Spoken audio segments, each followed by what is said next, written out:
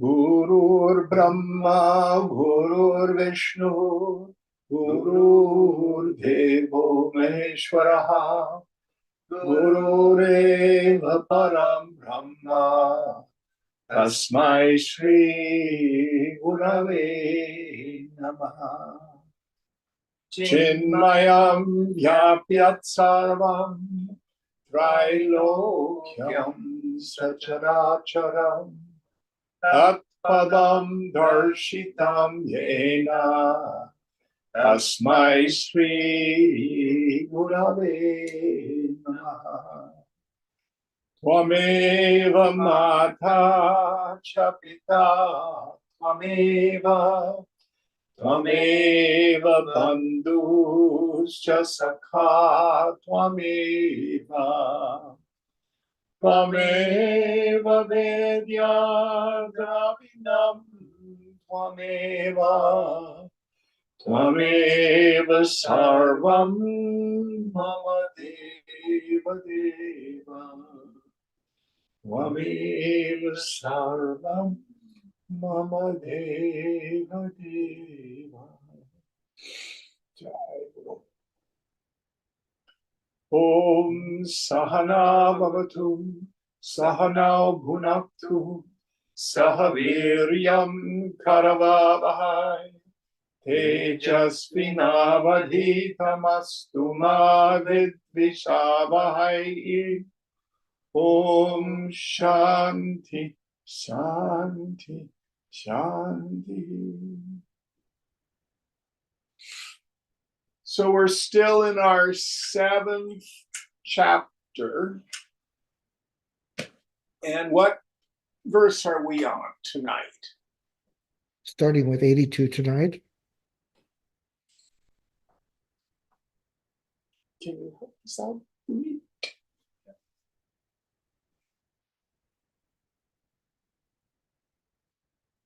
Tena dvetam apahanutya vidyodeti na chanyatha tatha cha vidusho bhoga katham syaditi chechrinu. Therefore, knowledge arises with the destruction of duality and in no other way. This being so, how can the knower of truth enjoy the objective world?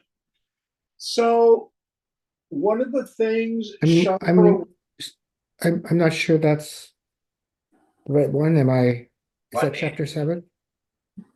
Yeah. 82 in chapter 7? 82, not 182. Oh, my bad. I went 100 verses. It's a good verse.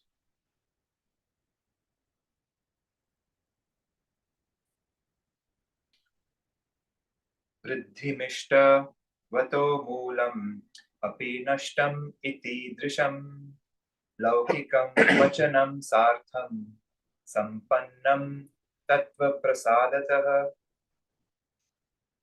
You are gracious enough to afford us an example of the well-known proverb, in going for the interest, the capital is lost. I have no idea what he's talking about. Would you read the one before? Every man's knowledge of himself is a direct experience. It is indeed a remarkable argument to suggest that in our attempt at identification of ourselves with Brahman, this direct knowledge already present will be destroyed. Okay, yes. So the idea of the if I realize myself as Brahman, myself will disappear. We looked at that last week. I have no idea what this metaphor is that Vidyaranya is talking about. Is there a commentary? There's a note which says the knowledge from that thou art is direct. That's it? Yeah. It is. It's direct. You are that. Again, always when we're using these meditation verses or we're instructing others, the trap is to discuss Brahman and Atman as if they're out there. What do you think of the Atman? Oh, I think of this. What do you think of the Atman? As if it's some idea. You have to start, what's my direct experience? Who sees the phone? I do. That's yourself. And my experience in the beginning is, yeah, but I feel like I'm a worm. But you know you exist and you know you're sentient. Now, let's begin to examine subject object. Let us discard our identity with the knowable and see what's the nature of the pure subject. You don't get a new self. You realize what's always been there. Now, the idea of the capital is lost. I have no idea what that image is. So let's go on to the next one. Wonder if it is something to do with like going after like something small when something large is about. This is capital as in a capital city, I assume. No, it's like the finance. So like the capital and interest. So the principal and the interest. Oh. Still don't get it. All right, going on.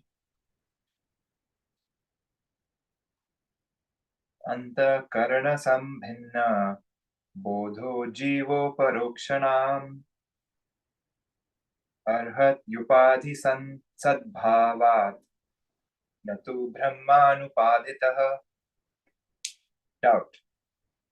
Jiva, who is conditioned by the inner organ, can be an object of direct knowledge with the aid of this conditioning adjunct. Whereas Brahman has no such real adjunct, a direct knowledge of it is impossible. That's correct. You will never know yourself as an object. You can know the qualities of the antakarana, the inner equipment, thoughts, feelings, memories, impressions, and the karta, the agent. So the doubt here, he's thinking like a Buddhist. You see, maybe ultimate reality is nothing. And what Vidyaranya is going to answer, I suspect, is yes, even though you are not known as an object, but you are not unknown. You are Swayambhu, self-evident. Let's see what he says. Naivam brahmatva bodhasya sopadhi vishayatvatah yavat videha kaivalya upadhera nivaranat. Reply. Our knowledge of Brahman is not altogether unconditioned as long as our own bodies, the conditioning adjuncts, persist. That is, adjuncts that condition us positively condition Brahman negatively. Yes. So where does the conditioning take place? What it actually is, it's not a real conditioning. Brahman does not assume qualities. But in my mind, I attribute qualities to it. For example, if I go to the jewelry store and he has 3 pieces of velvet, a black one, a red one, and a blue one, and brings out a clear crystal, puts the crystal on the black one, it appears clear. But if he puts it on the blue one, the crystal appears blue. Puts it on the red one, it appears red. Has the crystal actually been conditioned? No, it just appears to be conditioned. So also the self is never really conditioned by the adjuncts, the body, mind, intellect. But the ignorant person seeing the crystal on the red velvet or the blue velvet thinks, oh my gosh, the gem has changed color. Optical illusion. Likewise, the fool whose attention is focused on this chidabhasa, this reflection, thinks that when It changes, the self changes. What is ahankriti, the ego sense? It is a real experience. The self, Brahman, is the substratum of the ego. It's directly experienced as a continuous underlying flash of direct experience. When I go, I am tired, I am happy, I am sad, I am stupid, I am smart, I'm okay, I'm not okay. Always in those experiences, the unexamined knowledge I am. But then I add to that conditionings. Where does the addition take place? In the Vijnana Maya Kosha, in the subtle intellect. That's all it is. I attribute to the self the qualities of the not self. But the self is never really obscured. So it's not about attaining the knowledge of the self. It's about removing the obscuring adjuncts. And then that direct experience of I is very obvious. Then the subtle intellect goes, oh, I get it. There's nothing there but me. What's our direct experience? Just thin the mind a bit. Listen to the traffic. With the mind tuned up, who hears the traffic? What hears it?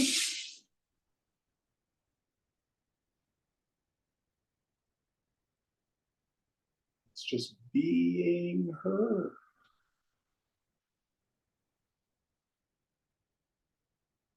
There's no real person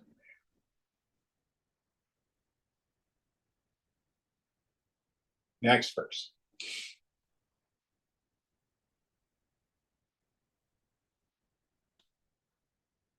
अंतःकरणसाहित्य राहित्याभ्यां विशिष्यते उपाधिर्जावभावस्य उपाधिजीवभावस्य ब्रह्मतायाश्च नान्यता. The difference between Jiva and Brahman is due to the presence or absence of the conditioning medium of Antakarana. Otherwise, they are identical. There is no other difference. Yes. So the Jiva is not something different from Brahman. The truth of the Jiva is it is the self. It only appears to be limited because in the mind, my identification with the adjuncts. The clearest example I can give of this, if I, for example, look at the iPad, my peripheral vision can see what else is in the room. I have a wide expanse of vision. But if I close one eye and make a tube with my hands and peer through the tube, my vision is occluded. It is limited. Actually, my eyeballs have not changed in the least. It's what I'm looking through. And if I remove my hands, wide expanse of my peripheral vision, it's always been there. So also, the self peeping through the limited, subtle intellect, and then the mind, and then the senses. creates this apparent limitation called jiva bhavana, the feeling that I am a person.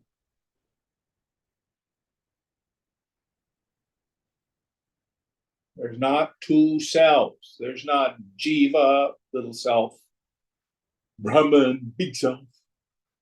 Nope. I am Atma Brahman. Yourself is Brahman. But in my mind, I get stupid.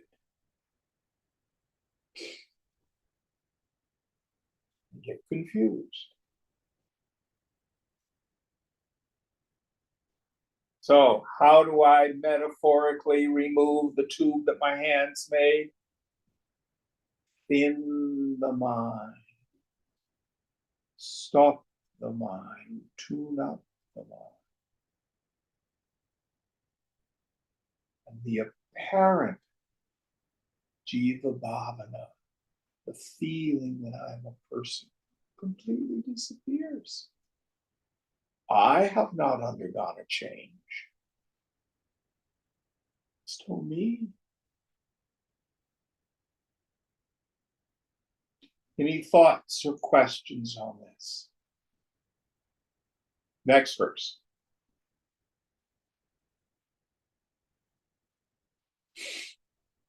So I guess the Jiva Bhavana just appears and disappears on its own accord. All the time. Based on the environment and different conditions. And the stimulation, right. Yes. Remember what a vasana does. Two powers, daily power, projecting power. The external world stimulates or triggers the vasana. That's why it can be of value. We looked at this in Prashna Upanishad. He talks about the value of going into an ashram. Why? What does an ashram do? It removes those external triggers. I mean, just something so simple as no access to mirrors does wonders. You quit being obsessed about what you look like.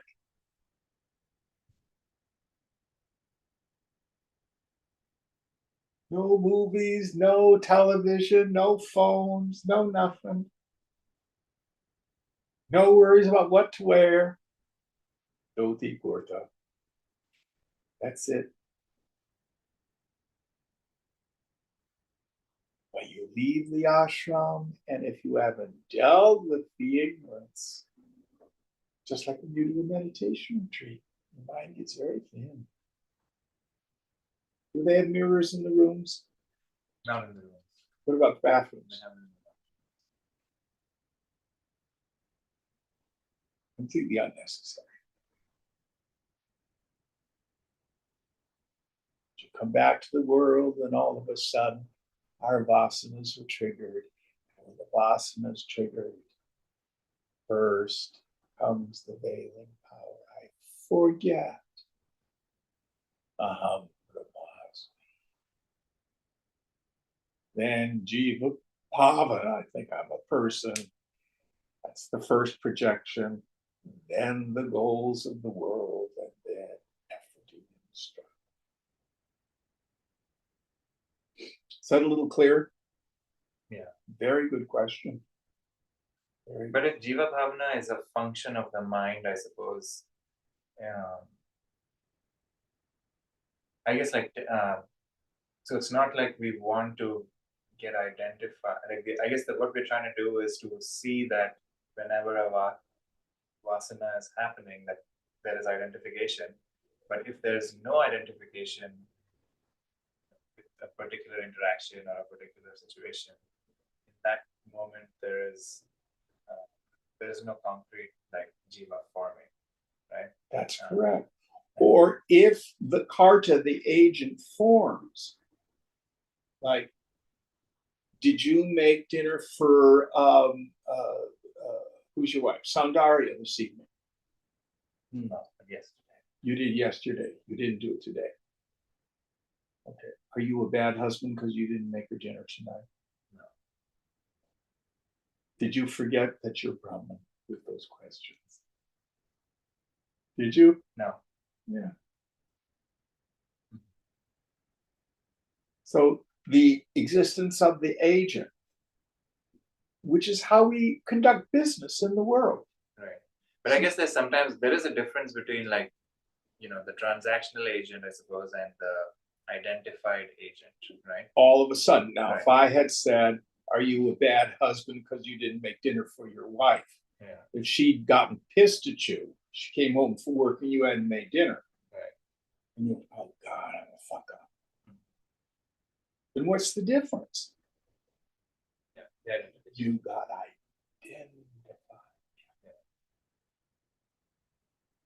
So there is I guess there is a point where all identification essentially ends, right? Absolutely. If nirvikalpa is deep and powerful, then you just never, you're never a person. Mhm. Like, until that point, discrimination between the self and the ego, it's awful damn close. After nirvikalpa, it's like 10 miles away. Mhm. It's so clear. No personal sense of self is real, ever.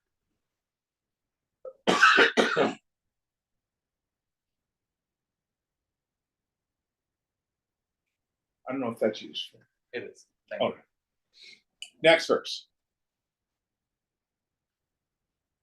यथा विधि रूपाधि स्यात् प्रतिषेधस्तथा न किम् सुवर्ण लोहभेदेन शृङ्खलात्वं न विद्यते.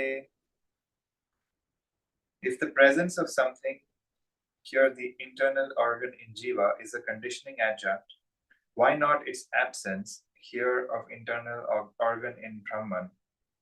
Chains, whether of gold or iron, are equally binding.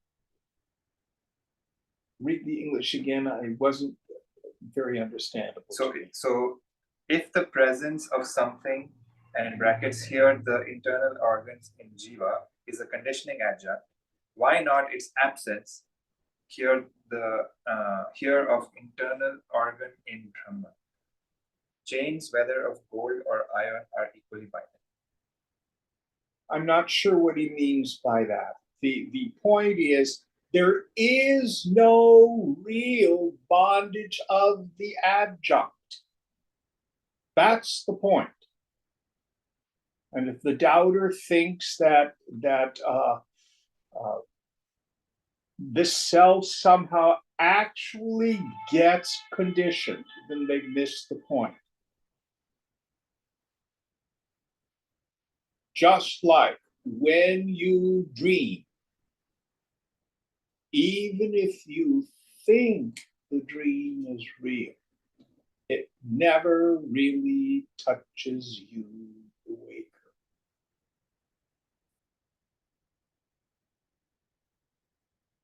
Because it's not real. So the appearance of the adjuncts is like a dream state. It's like the shadow. It's pratibimba. It appears, but it's not real.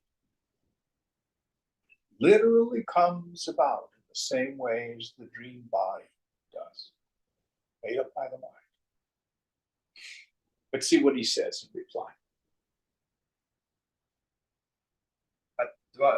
अत्तव्यावृत्तिरूपेण साक्षात् विधि मुखेन च वेदान्तानां प्रवृत्ति स्यात् विविध्येत्याचार्यभाषितम्. The teachers affirm that the Upanishads speak of Brahman both by negating what is not Brahman and by affirming positive characteristics. Yes. Now, so we have these two styles of meditative verses, the styles of negation, neti neti, not this, not this. I am not the body. I am not the prana. I am not the manomaya kosha. I am not the vijnanamaya kosha. I am not the karta, the agent. I'm not the anandamaya kosha. And we're actually, I love the synchronicity. We're in exactly answering this point in Viveka Chudamani. We just finished the negation of the 5 koshas. The Shishya says, by what instrument then is the self to be known? 2 answers. First of all, the self is self-evident. And then in a subtle intellect, realize it as yourself. And then Shankara launches into these assertive verses. The self is birthless, changeless, deathless. The self pervades the waking, dream, and deep sleep states. The self is without form, without qualities. The self is pure existence, pure consciousness, endless absolute. The self is what the mind is really looking for. The self is Brahman.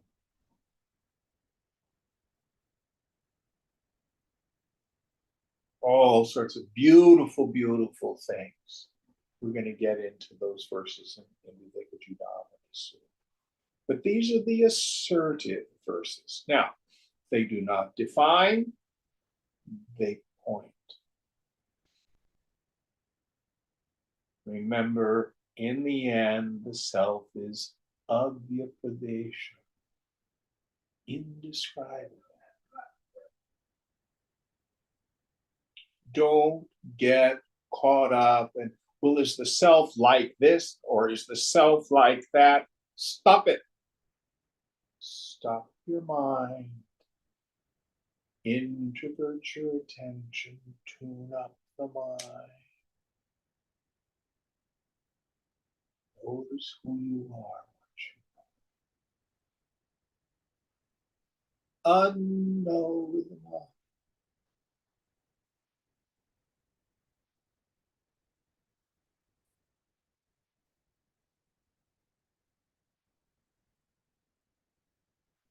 The aparoksha jnana, the direct experience.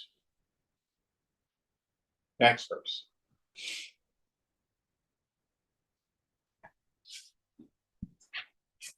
Aham artha parityagat aham brahmeti dhikutah naivam shasya hityago bha naivamam shasya hityago bhaga lakshana yoditah. Doubt. If the idea of I is given up, how is the knowledge I am Brahman possible? Reply. It is the false parts of I which are to be given up, and the true part retained, following the logical rule of partial elimination. Yes. So understand that what I need to do is give up my false ideas of self. I'm not the body. I'm not my story. True story. So I'm talking with a fellow this week, and he went on a date. He's a gay man. Fellows seemed to be very nice. And Asian fellow, and said, oh, we should go to Singapore sometime. And my friend probably will not date him again because he says, my identity, my story, I just can't compete. You know, I'm renting a room in someone else's house. You know, I don't make that kind of money. I can't afford to go to Singapore. I lost all this stuff like that. I'm a loser. So he's identified with his story. And I said to him, well, that doesn't mean you're not lovable. Yeah, but, he has this idea that who he is what he owns, what he wears, what he does, how much money he has. Can't seem to let that go. I don't think he's unusual. I think a lot of people, especially in the West, have that idea. More and more Indians are getting it seems. But we have to let go of all these stories.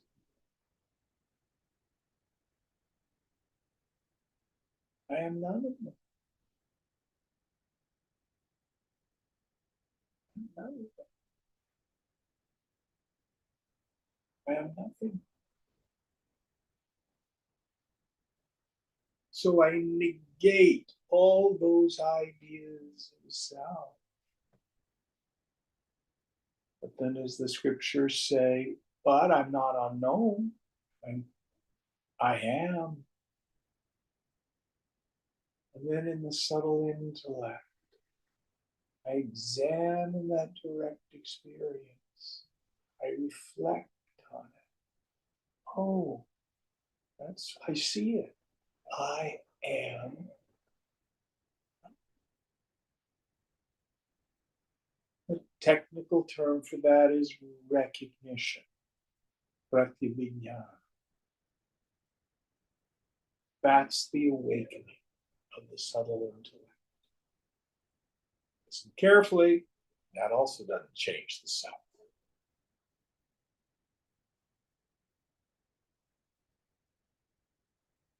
Changes the way in which we move through the world from then to this. So that is how it is both unknowable and knowable at the same time.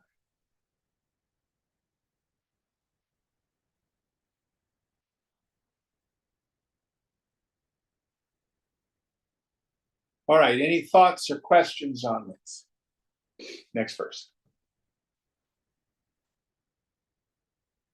अंतःकरण संत्याग वशिष्ठे चिदात्मनि अहं ब्रह्मेति वाक्येन ब्रह्मत्वं साक्षिषीक्ष्यते. When the internal organ is negated, what remains is the mere inner consciousness, the witness. In it, one recognized Brahman in accordance with the text, I am Brahman. Yes. So when the Panchakosha, the five sheaves, the Antakarana, the inner equipment is negated, I do not disappear, but all the thoughts of I disappear.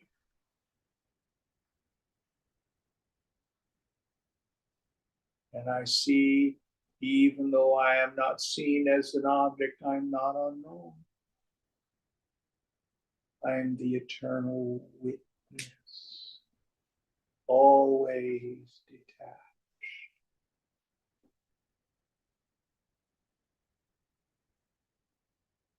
I see the room from my viewpoint. You see your rooms from your viewpoint. And they're different. I know my body, you know your body. They're different. I know my thoughts and feelings, you know your thoughts and feelings. They're different. But when I look behind my eyes and notice the knowing, there's nothing there but the space of consciousness. And when you look behind your eyes and notice the noticer, There's nothing there but the space of consciousness. The self in me is not different from the self in you. And in fact, the self in me is self.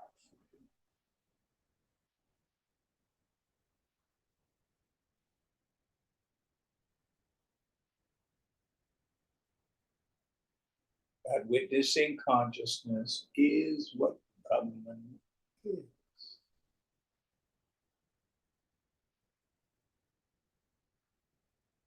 Next verse.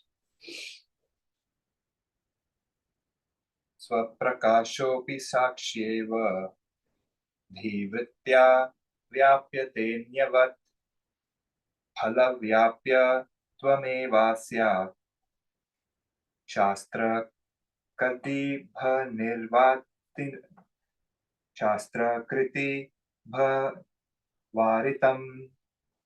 The inner consciousness, though self-luminous, can be covered by the modifications of the intellect, just as other objects of knowledge are. The teachers of scriptures have denied the perception of Kutastha by Chidabhasa, or consciousness reflected on the intellects. So the idea here is, in the world, the knowledge of something can be obscured. So I get a letter from the San Francisco Symphony. Oh, is it a request for another donation? I let it sit there. That's what I think it is.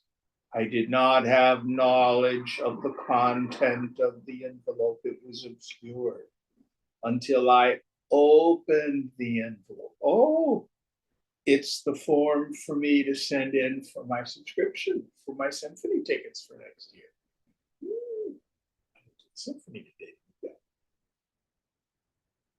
So knowledge of the content of the envelope remove the ignorance. Opening the envelope removed the obfuscation. Likewise, the ordinary person walks around in the world with the envelope of identification with the body-mind intellect. Knowing there's something inside, but not knowing in the intellect what it is. Open the envelope, meaning remove the obfuscation.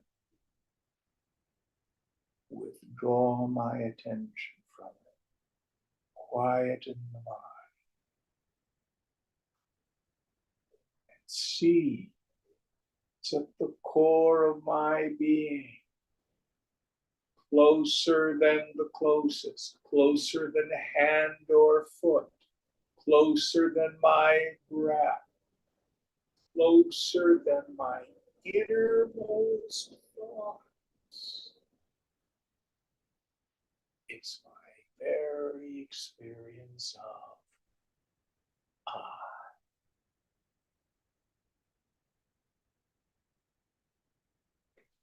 Next verse.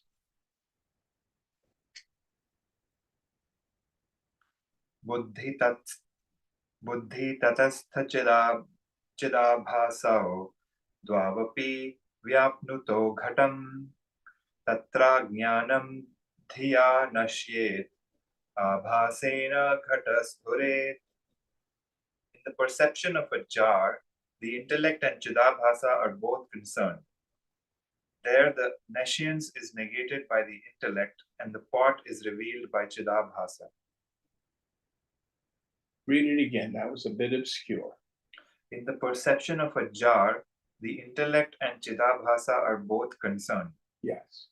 There, the nescience is negated by the intellect, and the pot is revealed by Chidabhasa. Okay. So I have a pot and it's in the cupboard. It is obscured. I open the cupboard. I look for it.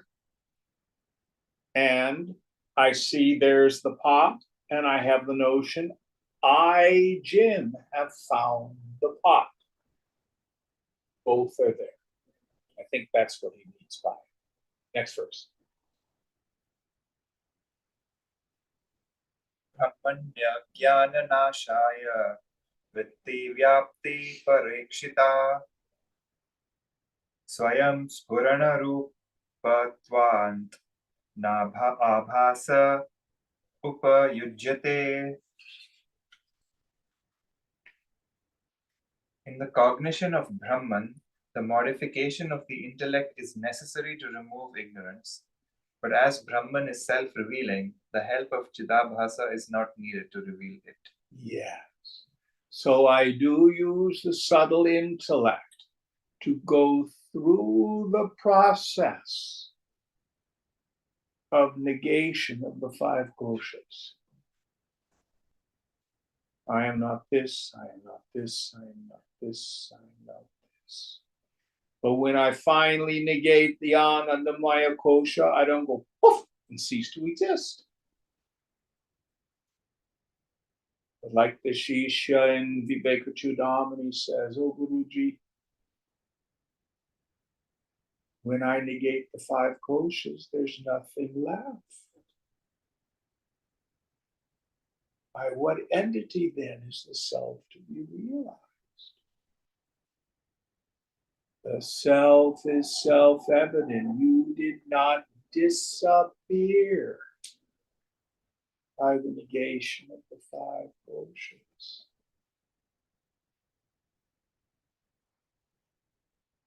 But Chidabhasa, The Chidabhasa is the mind, right? Chidabhasa, the reflection of consciousness. It's the feeling that I'm a person. It's the identification with the body and the subtle body, the reflected self. When I get out the mirror and I hold it up, then you see the reflected light in the mirror. That's Prakashabhasa, reflected light, Pratibimba, literally. So in the subtle intellect, there's this feeling I'm a person. And that's a superimposition. It's knowable. Just like the light in the mirror is not the lamp. I wouldn't get too caught up. Go back to your direct experience. So on the meditation retreat, when you were telling me you had this experience that Puneet just disappeared, am I wrong? Speak loud. No, you're right. Yeah. Pretty cool, wasn't it? Direct experience, yet you saw the world.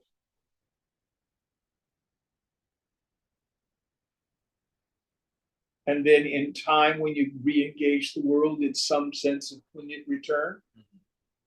Yeah, but you know that the punyat that returned isn't real, even though it shows up.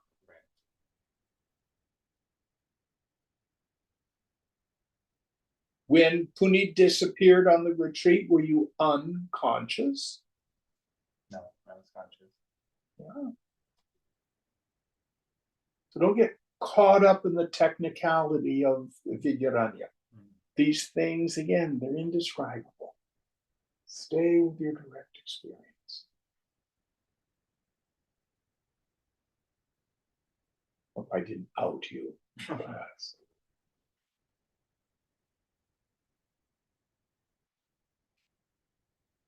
Is that useful? It was. Thank you. Yeah. Okay, next verse.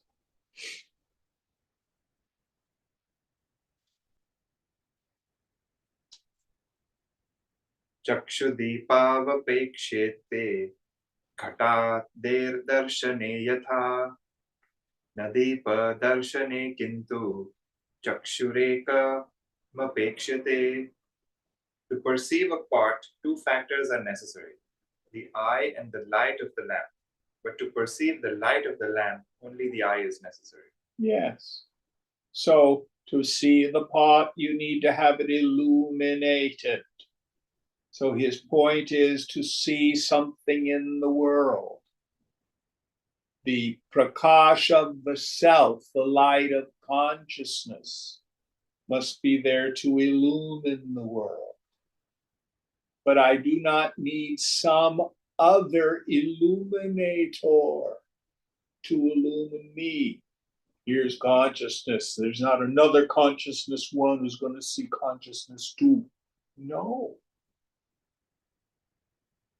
Because consciousness itself illumines itself.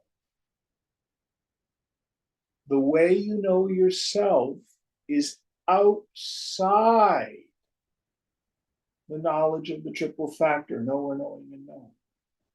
You will never know yourself as an object. But you are not unknown. You're you. Who sees the moon? I do. That's yourself. How do you know it? You do not see, hear, taste, touch, smell, and odor, think yourself. Self-evident, self-luminous, self-effulgent. Again, words fall short. And when Chittabhasa disappeared, did anything happen to you? You were still you, weren't you? Mm-hmm. Yeah. It was Puneet that went away. Useless fellow.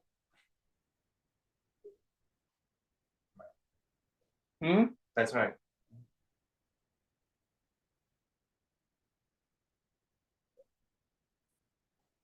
In fact, the world is revealed as incredibly vibrant from that place.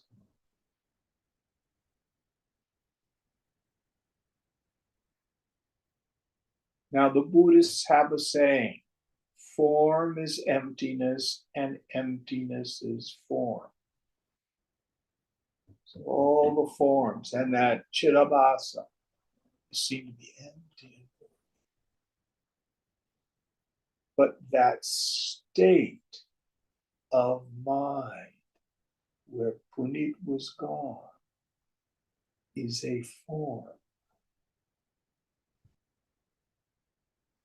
What happens to all forms? They disappear and change. Is that what happened?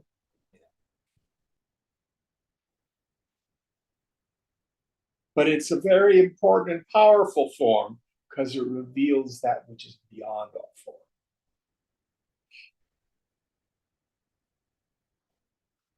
All right, next verse.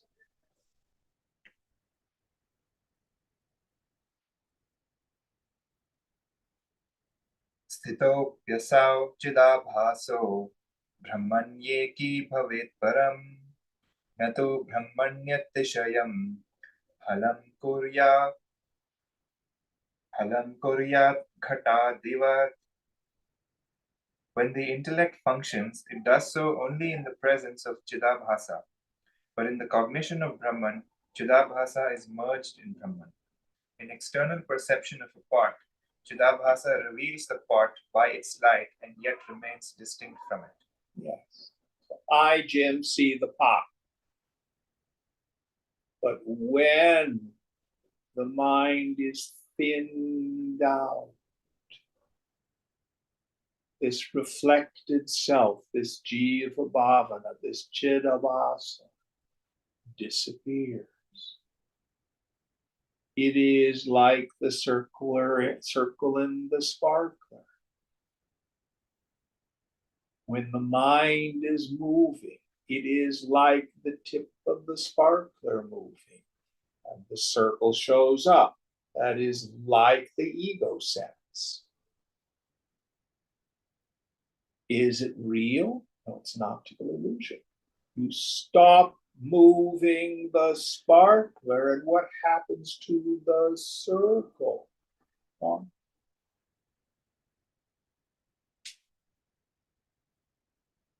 So, in the deepest meditation, in samadhi,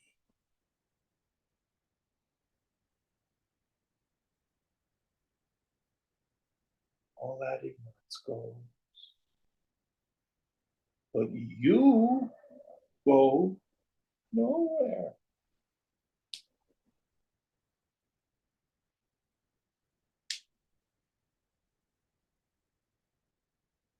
I'm not a person. I never really was. I just thought. Where did that ego go? Well, it was here for so long, for lifetimes. It was so real. Oh, how weird.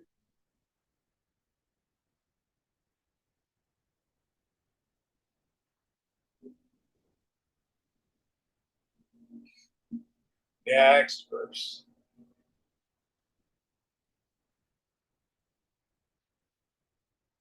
अप्रमेय अप्रमेयं नादिञ्चेत्य अत्र श्रुत्येदमीरितं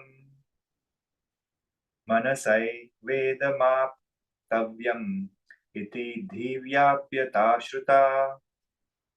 That Brahman cannot be cognized by Chidabhasa is corroborated by the Shruti, quote, Brahman is beginningless and beyond cognition, end quote. But its cognition by the intellects, in the sense of removing ignorance about it, is admitted by the Shruti, quote, Brahman can be cognized by the intellect, end quote. Yes. So we've gone through the exercise how the mind can reflect on direct experience. And rubbing, bring your attention to the waistband of your trousers. So we have direct experience. The instrument for that is the hands. But then when I reflect on it, is it warm or cold? Is warm? Is it motion or stasis? It's motion. This is a separate process performed by the intellect. It's after the fact reflection. Now, the difference is hand rubbing is still an objective experience. You are not. You are subjective being all time. So we remove the obscuring mind. The I is still there. Then it is the subtle intellect that goes, oh, wow, that personal sense of self, it disappeared. It's gone. I remain. But that personal sense of self, that Chidabhasa, gone.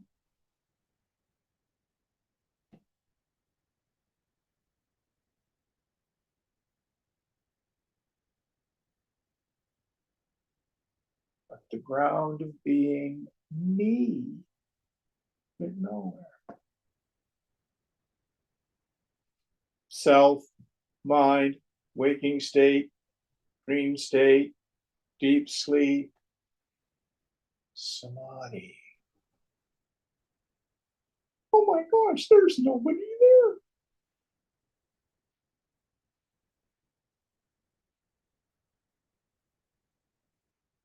Now, if I have this thought in my intellect, I am Brahman. When I'm busy cooking, I'm not having the thought, I am Brahman. I'm just cooking.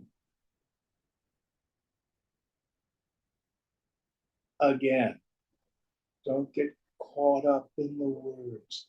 The words can at best point.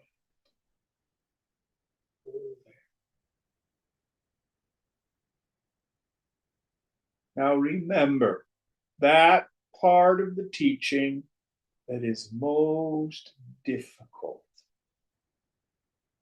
to internalize. What is it that holds Chidabhasa in place in its ignorant state? Attachment and identification.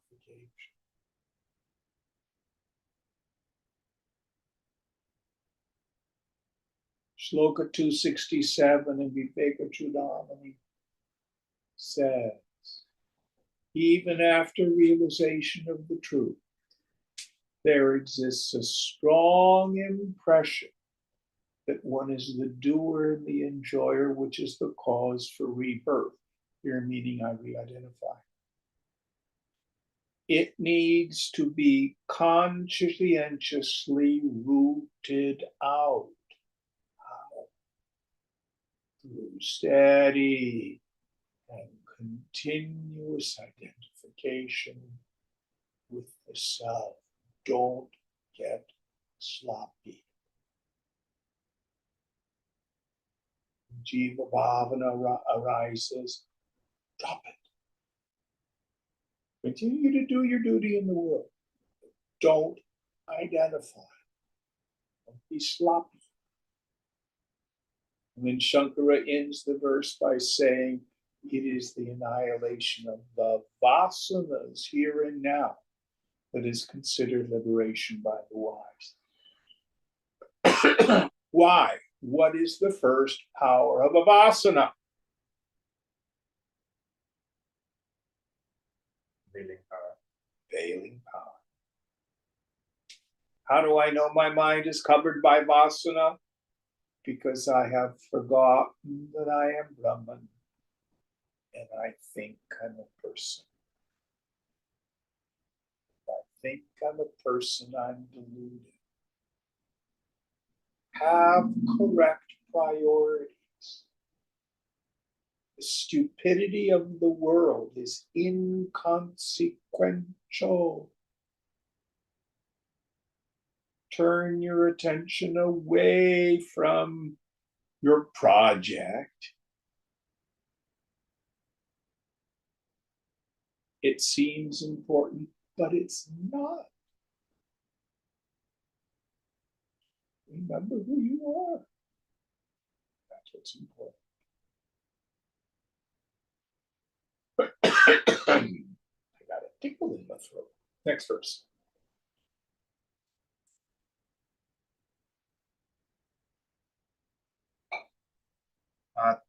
Atmanam chedvijaniyat yamastin iti vakyatah brahmatmavyaktimolikyam yobodha sobhibhiyate. In the first Shruti verse of this chapter, quote, when a man has realized the identity of his own self with that, Paramatman, end quote, it is the direct knowledge of Brahman, that is, I am Brahman, that is meant. So remember, we talked about the indirect knowledge and the direct knowledge. The indirect knowledge is Brahman exists. The direct knowledge is I am Brahman.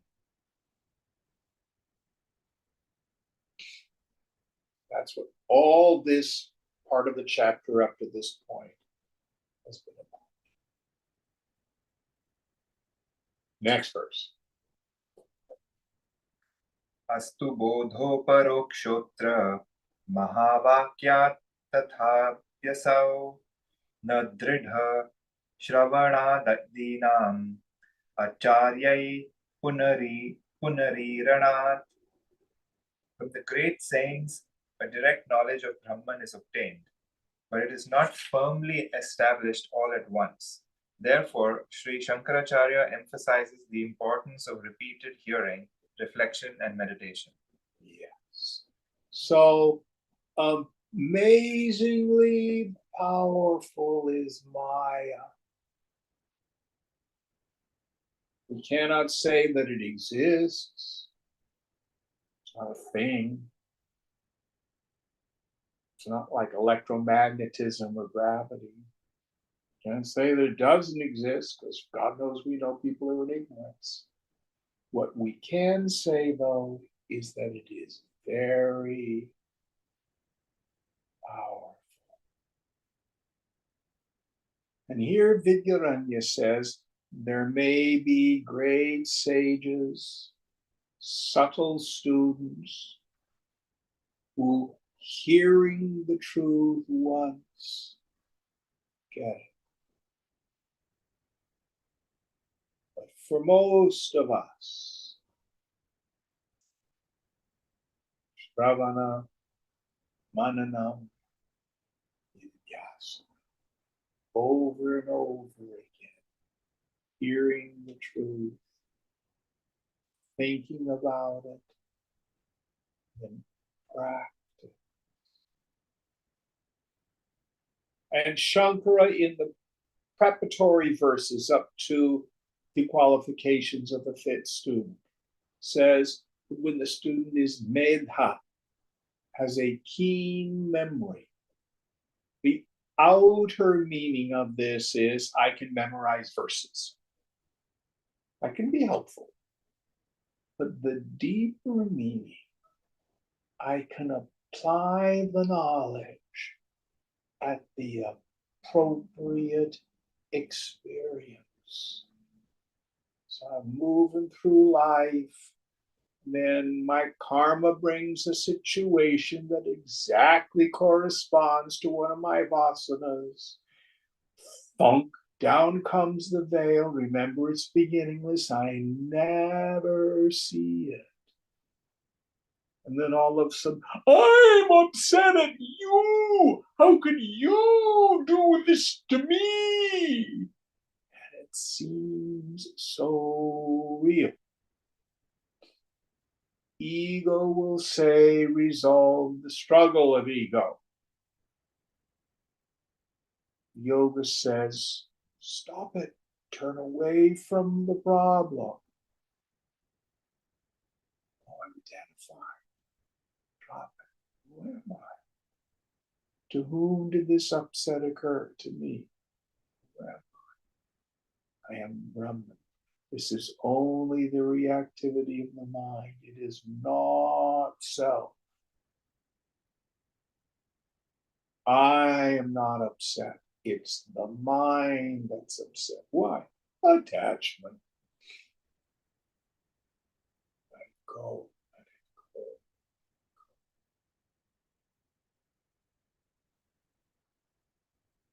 Remember who you are.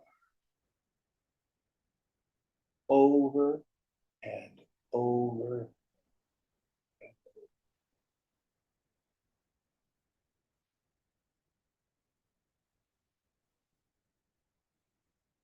Any thoughts on this verse? A very important one. Next one.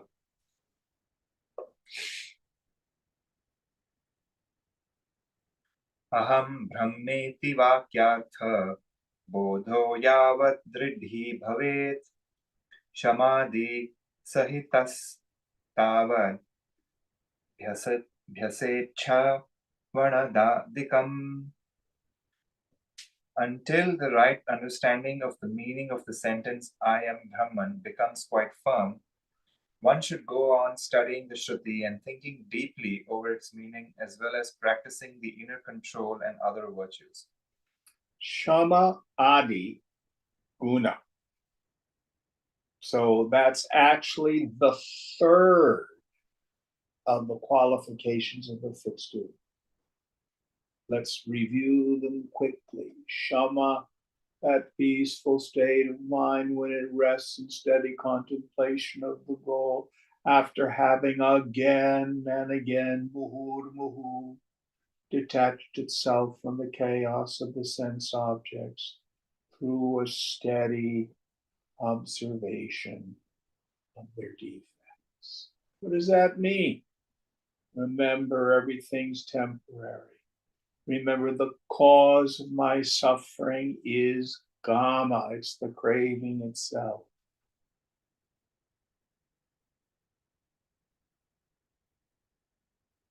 watching how boring the repetition of attachment is. Dhamma, not letting the mind think of past pleasures and get pushed out into them. First thought, oh, okay, I see you. Om Namah Shivaya. Culminates in uparati, sense withdrawal. Shankara says the best sense withdrawal is while I'm moving in the world. Perception of the phenomena does not create vrittis in the mind. All these three are about tuning up the mind. Titiksha, forbearance. Being able to go through the vicissitudes of life without the need for redress.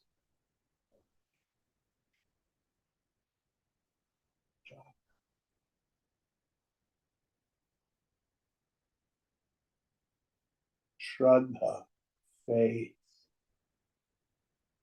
being clear on the goal, and having that marvelous capacity to go where the teacher's mind goes. That's part of our Shraddha. And finally, samadhana.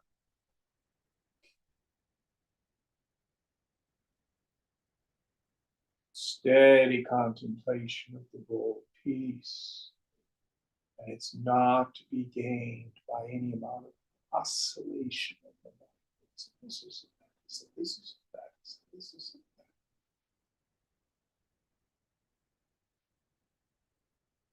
This is also called the Ch.7, the inner well. And in our Hindu pantheon of gods, we have Lakshmi, the goddess of wealth. It's not about money. The real wealth is to be abhikari of this group.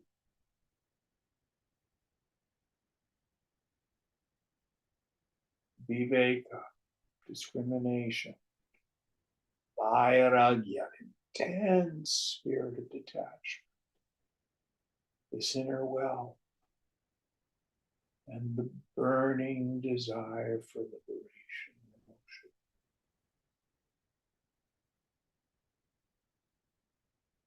We hear the truth, Shravana. We think about it. And practice. Okay, I think we'll stop here. What verse are we on for next week? 99. 99. Om Purnamada Purnamidam Purnat Purnamudachyate Purnasya Purnamadaya Purnameva Vashishyate. Om Shanti Shanti Shanti. Hari Om Sri Guru Bhyo Namaha. Hari Om.